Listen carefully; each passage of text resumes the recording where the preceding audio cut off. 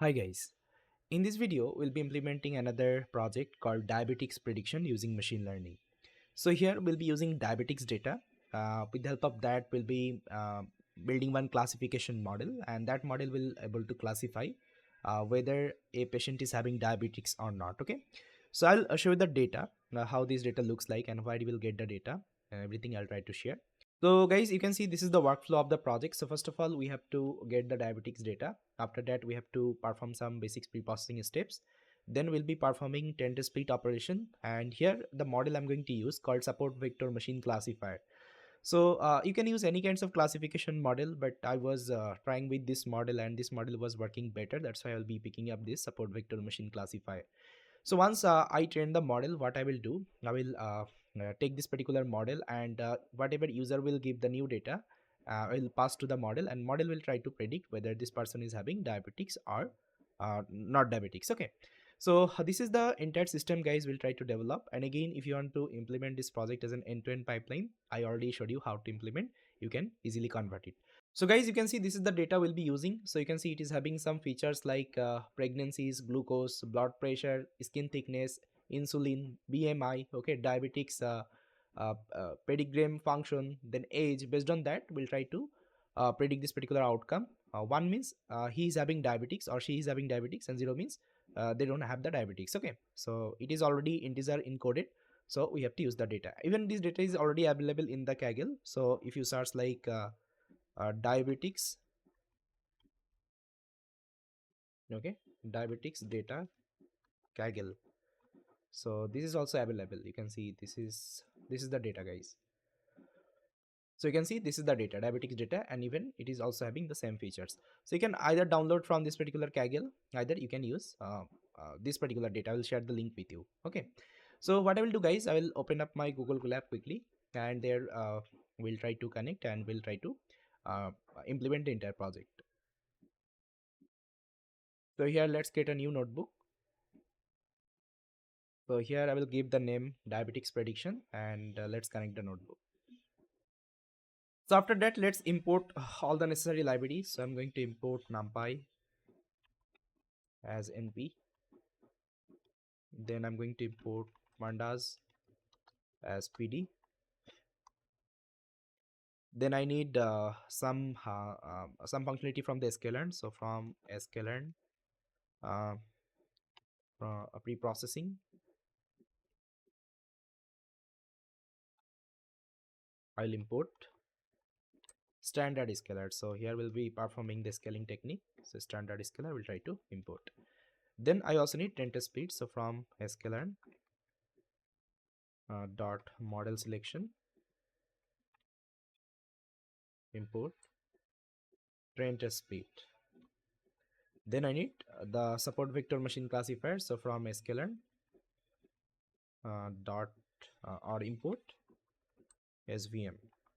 Okay. Then I need the classification metrics. So I'll be using accuracy score. So from sklearn dot metrics, import accuracy score. So let me import all of them. So it's done. Now here what I can do, I can upload the data I have downloaded.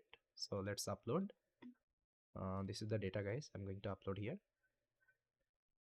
So let's load this data. So to load the data, I'm going to use pd.read underscore csv, and inside that you have to give the location of the data. So copy path, and here just try to pass it, and let's store inside a variable. I'm going to name it as diabetics. Okay, diabetics underscore data. Now if I show you the head of the data, so you can see guys, this is the data. So we have all the features. Based on that we have to predict whether they are having diabetics or not. Okay, so now if you want to see like how many records you have, so simply just call this particular attribute called shape. So here you have 768 example and 9 columns. Okay, now if you want to see some statistical report, so you can use the describe function. So describe, so it will give you the entire like description of your data, like what is the mean, what is the standard deviation, minimum value, maximum value, 25% percentile, 50% and 75%. Okay, you can see the entire report here. If you want to see the information of the data, so you can call the info function. So this will give you the data type, how much let's say memory it is taking, so everything it will give you. See, here I am having integer and float data types. Okay, now I want to see like how many, let's say diabetics and how many non-diabetics patients I'm having here. So for this, let's copy the name, and here I'm going to write diabetics. Okay, diabetics data. Inside that I'm going to pass this outcome, and I will just write value counts. Okay, so this will list down. See, so non-diabetics person you are having 500, and diabetics person you are having, okay, 268. And if you want to see the mean of this outcome with respect to all the, let's say, features you have, so what you can do, you can simply call the data diabetics data. You can perform the group by operation, so group by, so here I'm going to pass the outcome, because this is going to be my target column. Okay, I want to see the outcome, so mean, so I'll get the mean. Now if I execute, now see guys, this is the outcome, that means non-diabetics and diabetics. With respect to that, this is the mean. Okay, this is the mean. So you can see the pregnancies mean. uh, you can see guys, those who are having diabetics, so this is the like number, so that means most of the person are pregnant. And glucose level is also high, then blood pressure is also high, skin thickness is also high, insulin is also high, BMI is also high, and diabetics pedigree function is also high, and age is also high. That means everything is high. Okay, if everything is high, that means this person is having more probability, okay, having diabetics. I think now you got it, okay, from this particular analysis what this data is trying to say. All right, now let's try to separate out my x features and y features. So this is going to be my x features and this is going to be my y features. So let's do it. So for this I'm going to take my x variable and I'll call my data diabetics data, and I'm going to drop the outcome. So columns, I'm going to drop the outcome columns, and this is a column, so that's why axis should be 1. So axis is 1, and I'm going to take the y data right now. So diabetics, so here I'm going to take the outcome only. Now if I show you, so this is my x and this is my y. Now you can see guys, this scale is different. Now I will be applying the standard scaler so that I can bring all this number in the same scale. Okay, so let's initialize my standard scaler. I already imported, I think, remember. So scalar is equal to standard scalar. So let's create an object now, scalar. I'm going to fit my data, so I'm going to fit my x data. Okay, so it's done. Now let's do the transform. So scalar dot transform, again pass the x data, and this will give you your standardized data. Okay, now if you want to see that, so simply call that. So now you can see guys, we have uh, converted all the data in the same scale. Fine. Now let's again store this data in my x variable. So standardized data, and y is equal to my outcome. Okay, now let me store them. Okay, so here diabetics, it should be data, not data sets. Okay. Okay, so it's working fine. Now let's apply the train test split operation. So I think, remember guys, we use this particular code snippet to perform the train test split. So we are giving the x and y, and test size is equal to 0.2. That means 20% data I'm keeping for the testing and 80% I'm using for the training. So now let's convert. So now let's split them into train test split.